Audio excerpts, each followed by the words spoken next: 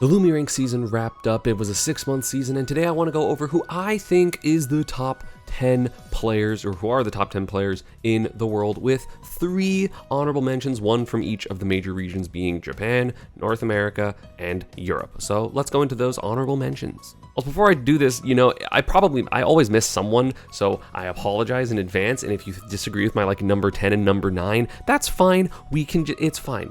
You can leave it in the comments down below, but hey, while you're done there, subscribe, I would appreciate it. Let's go. For the first honorable mention, we're going to go to Europe, and the number 1 European player this season was Crepsele, who is a Steve Wario main from France. He was just ranked number 1 in Europe, but unfortunately, I don't think any of the Europeans did well enough to be top 10 this season, but he had an amazing run overall. He had one bad tournament, which unfortunately was Genesis, which was the biggest tournament he went to, which is why he's not top 10 on the list, but everything else he's literally podiumed every other event with KR Banger 4, Game is Game, and this was, he got second to Shootone here. He got third to Shootone and Gluto maybe, but then I know he beat Gluto a couple of times at KR Banger 95 King of Fields 4. I'm pretty sure maybe Bloom beat him there, but yeah, was the number 1 ranked player in Europe. Very, very consistent, very strong, great Steve, beat a lot of the top European players. I'm pretty sure also beat Bloom for Eva a couple times. So yeah, Crepsele is the honorable mention for EU. I feel like he deserves his spotlight here. Number 1 European player is very hard to do. I mean, Gluto has been the number 1 player for years and years and years, so the fact that he finally got dethroned is kind of crazy. Unfortunately, not well enough to be top 10 on the list, because specifically there were 2 regions that are crazy. Which are the other 2 regions? And the next honorable mention we're going to have is Shootone, which is a little bit surprising. I saw that Shootone was really highly seeded for Supernova.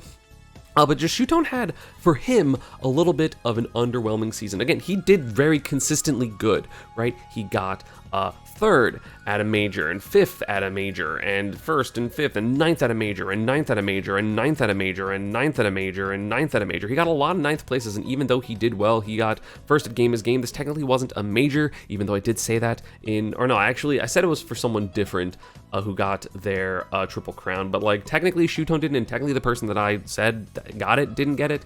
But he did really well at a bunch of events, right? 3rds and 2nds, but he didn't win a major this year, and he got a lot of right outside of the top 8 placements, and that's literally the only reason. He's super consistent, super amazing, but I just think he is right outside the top 10 because he didn't have the peaks of some of the players above him. For my North American honorable mention, I'm going to be talking about Light the Fox Extraordinaire. That's kind of messed up that I don't necessarily think Light had a top 10 season. I think he did very well, but I just think a lot of other players did really, really good. 7th at Luminosity Makes Moves Miami. He won the Lit Invitational, getting 2nd. 17th at Cirque is a little bit of a low point, and then he didn't really, the thing is, he did pretty well at everything, but he didn't have a super big peak at the biggest of, he got 5th at Genesis. I'm gonna shut up. Maybe he's top 10. I don't know. Maybe he's top 10 over the person I put 10th.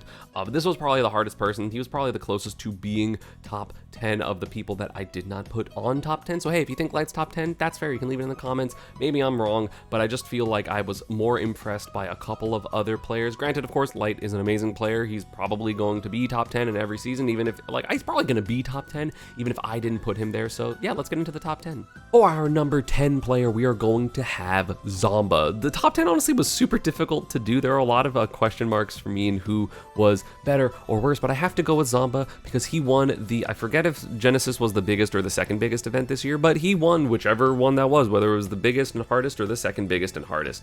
He had a little bit of all over the place placements though. I mean, he won Genesis, he got 5th at the Major Lit Invitational, 5th at Cirque du CFL, barely didn't make top 8 at Collision, and got 17th at S Factor, and placed outside the top 8 at both of his Japanese events, which is really hard, but I think winning Genesis kind of overcomes that a little bit. And again, he still did get multiple top 8 placements at a bunch of different majors, so I think I put him here just because winning Genesis is such a big deal, right? It's not like he won some random barely A tier major. He won a P tier major, super duper premier major, and so I really think Zomba deserves the top 10 spot. It was hard. I think it was between him and Doramigi for number 10. Super difficult, and if you think it should be Doramigi looking at his Smash Wiki, that's fine. You can again leave it in the comments.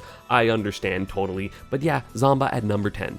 At number 9, we are going to have the best Bayonetta player in the world, TamaPDaifuku. He had an absolutely insane season. He did have, I think, 1 or 2 bad placements from what I remember, but just like overall, he had an insane season. He got 49th at Umebura SP10, which is like not great compared to a lot of these other players, but 3rd at Altcore 2nd, which is a major. I'm pretty sure the majors are just like in bold, so it's pretty easy for me to tell. And then 4th at Delta number 8, 5th at KageDB12, which if Genesis wasn't the biggest tournament, KageDB12 was the biggest tournament. And again, this happened like he got 4th and 5th in 2 premieres all over the course of 3 days, which is insane to me. He won a major in Seibugeki 17, and he still did really well at his B and C tiers, you know, winning Kyokan number 6, winning Jingi 3, winning Reject Office. Oh, that seems like an online thing, so I don't know why it has a Twitter mark here, but like just overall did very, very well in this season. However, he did get 49th at Umebura SP10, which is the only reason why he's down here, because the other people up here like maybe had a couple of bad placements, but they weren't quite as bad at 49th, and I wish him the best of luck with this next season, because the 129th at Kowloon 12 with KageDB is gonna be rough to come back from, but hey, he can like win Supernova or something like that and be perfectly fine. So yeah, TamaPDaifuku, absolutely insane player, definitely deserves his top 10 slot. At number 8, we're staying in Japan and we're going with Raru's Luigi. He had an absolutely ridiculous season, so crazy, and the thing is, he went to a lot, right? Starting in January, he got 33rd at Umebura SP10, which again, isn't great, and he definitely got 17th at this other major, Sumabato SP48, but he also went to a ton of majors. Like, let's count them. Starting here, he went to 1, 2, 3, 4, 5, 6, 7, 8, 9, 10, 11, 12 majors over the course of a season, and overall, he did very well. Multiple second places at Kowloon 9 with Sumabato, Sumabato SP45. He got top 8 at basically everything he went to, got 9th at KageDB12, which we see a different player higher on this list get a worse placement here. So, you know, nothing to sneeze at it. Oh my god, it is raining. Okay, y'all can't hear that, but the rain is crazy. But so many top 8s. He won a major here at Sumabato SP47, almost got his second multiple times at Altcore 3rd, Sumabato SP49, and again Sumabato SP45, Kowloon with Sumabato. Like, he had just an incredibly consistent season. Getting second at that many majors is incredibly impressive, and yeah, he had one low point, but the low point wasn't at as big of a tournament as some of the other ones, so I think he is definitely comfortably in this top 10 at number 8. At number 7, we're going back to North America, and we are talking about Spargo, which again is crazy considering the 4 Horsemen era that happened last year was absolutely an insane statistic. Whoops, shouldn't go to the end of the table. But Spargo just had a weaker season overall. He did very well, right? Still clearly in the top 10. 3rd at a super major, 3rd at a premier tournament, 2nd at a major, won a super major, 2nd at a super major. But then at a little bit when he goes to Japan, it kind of drops off a little bit. 13 at a major or super major, 33rd at a premier, and I feel like there's just people above him with more consistency and still those very high peaks. So yeah, I mean, Spargo just had a good season, right? Multiple second places at majors and super majors, a victory at Collision. That 33rd does keep him down here. In my opinion, if he did like slightly better, even like the 13th is fine, but I feel like if he got like, you know, 9th or something here, like Raru, he probably would have been in the top 5. But with that lowest placement being 33rd at, again, a very big and important tournament, it's hard for me to put him higher than this, so Spargo gets the number 7 slot. These next 2 players are pretty tied for me, but at number 6, we're going to go with my teammate and Corrin extraordinaire, Shadic. He had a very good season. He had one mediocre placement at 13th. 13th was his worst placement all year. He got 9th at Luminosity Makes Big Moves in January, 7th at Genesis, which again, one of the biggest tournaments of the year, 3rd at Invitational, which was a major, 1st at a major. He got 1st at the Luminosity Invitational, which was a major. He got 5th at Patchwork, 4th at S Factor, beating Spargo and Sonix and basically every single top player in North America he's beat except for Tweek. He's beat Light, he's beat Acola, he's beat all of his demons. 2nd at Collision. Like, he just did so well this season. He also won several B tiers, being DreamHack Dallas, Texas Reverie. Like, he just did incredibly well, and he's basically only losing to super top players. Like, I think his 4th at, or sorry, wrong one. I think his 9th at Luminosity Makes Moves was like to Tweek and like Spargo or Tweek and Sonix or something. Like, he's only losing to super top players, and against most of those players, he's come back and beat them anyway later in like practicing against them. So I think just Shadic is insanely talented, insanely good, and you know, I feel like this is kind of it's a hard toss-up between this and the next player, which is still in North America. Okay, you probably heard that one. and that is going to be Tweek. The reason that it is a contest to me is because Shadic went to significantly more this season. Tweek only went to 7 events total, right? 1, 2, 3, 4, 5, 6, yeah, 7 events total, but he had a really good record at these 7 events, right? He won Gommel X, a super major. He won Luminosity Makes Moves 2024, beating Sonix, doing super well, 4th at Genesis, which is incredible. He had a 17th place at Collision, which wasn't that great. I honestly don't even know who he lost to here, but then 1st at KawaiiCon, which I think was like a B tier, 7th at the Luminosity Invitational, no idea who he lost to there, but just like overall had a really, really solid season. Very, very talented player, but basically the difference between Tweek and Shadic, in my opinion, is if you want to rate, going to more tournaments and still being consistent, you put Shadic above, but if you value the peaks, then you put Tweek here, and that's basically it. It's not really like, they're both incredible players. They are tied for, again, I consider Sonix like not North America technically, because he's from the Dominican Republic, so I don't know if that's wrong, but I consider these at least the best players in the US, because again, Sonix I know like kind of lives in Vegas, kind of doesn't live in Vegas. I don't know how that works, so maybe I'm wrong, but Shadic and Tweek, both incredible players at number 6 and 5. Again, you can interchange them if you want. And very similar to just now, I think number 4 and number 3 are tied based on basically the same exact qualifications that we have with Shadic and Tweek. But first of these number 4 and 3, again, it's really hard for me to figure it out. We're going to be talking about Hurt. Hurt, again, went to a ton this season and had an incredible season up until literally the last tournament he went to. He got 4th at a major, and he got 4th at a different major. He got 1st at Battle of BC. He ended up winning a couple of more majors this season at Sumabato, SP48, and Alt Core 3rd, but then unfortunately got 49th at the final event of the season. But look at his resume. It is so many first places, so many like top 5s. He got 9th at Delta, which like, oh no, his worst placement before the final, literally the final event of the season was 9th place, which was incredible. He's been doing so well, so consistently.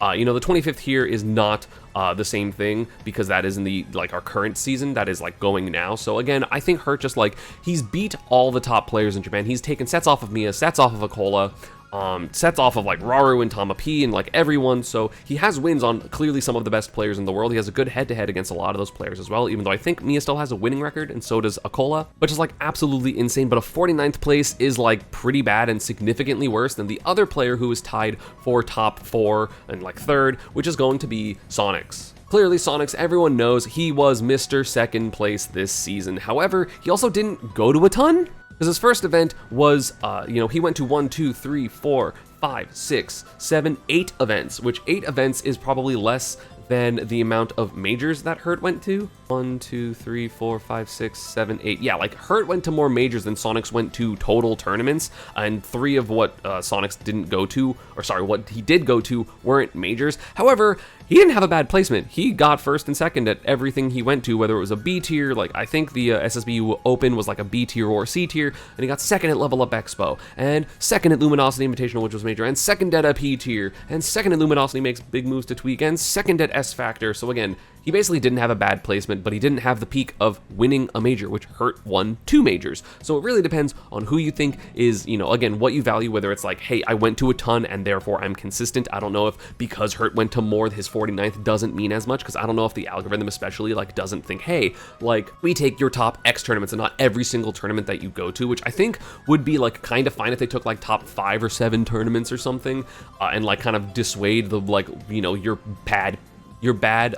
like peaks of bad, I guess your like drought, because I think that would be fair, because it encourages people to go to a lot more instead of like, hey, I had a good like 6 tournaments, I'm not going to anything else, because if I get like 17th, I'm not going to be top 5 or whatever. But yeah, Sonix and Hurt, both amazing players, but I do think they both pale in comparison to the resume of the top 2 players, which again is a very similar case of one person going to less and the other person going to more and still having crazy results, but has a lower bottom of their stuff, which is a bit obvious who it is. It's going to be Miya and it's going to be Acola. I think they are clearly the top 2 players in the world. I don't even need an edit break there. But yeah, Miya and Acola are absolutely ridiculous. Miya, of course, the person that attended a lot more compared to Miya. He went to literally like everything. It was insane. So he starts at, I think Delta 7 was considered for this season, so he got 1st at his first major he went to, and 2nd at a major, and 1st at a major, and 17th at Genesis, which is a lot worse than Acola ever did. But again, this was like the biggest tournament which is a big deal, but then he got first at Sumabato, and second at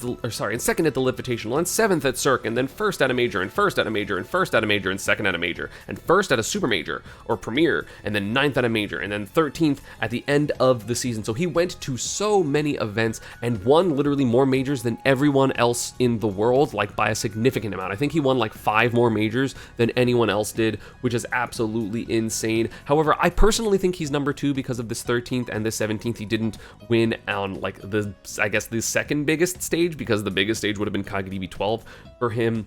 And then we have just number 1, Acola. Acola was the number 1 player in the world last year, the whole Lumi rank season, and he just had an absolutely insane season this year. He basically, his lowest placement's 3rd.